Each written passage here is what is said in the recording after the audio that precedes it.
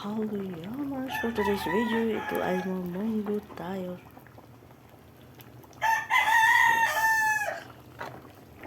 Lagyan natin ng okra. Sili. Takpan natin saglit lang. Buo lang yan siya guys, kasi para hindi magdulas ang ating munggo. Alisin na natin pagkatapos. Lagyan natin ito. Kanyang partner ay ayan na siya guys.